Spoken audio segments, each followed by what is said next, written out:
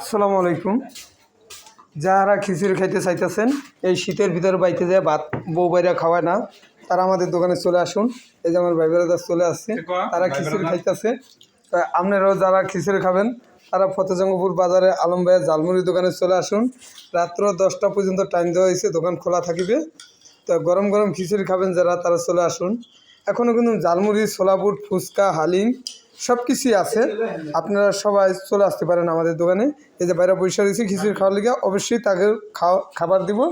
আর আপনারা বলবেন যে আলম ভাইয়ের দোকানটা কীরকম, পরিবেশটা সুন্দর কি হয়েছে না হয়েছে সেটা আপনারা বলবেন। কিন্তু ফতেজঙ্গপুর বাজারের পশ্চিম মাথায় শাহিজানা মসজিদের সামনে পুষ্কুনির পার্ক, তাই সবাই চলে আসবেন।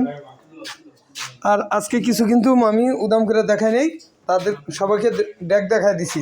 সব কিছুই আছে কিন্তু এখনও সব আছে। তা ধন্যবাদ সবাইকে। আসসালামু আলাইকুম।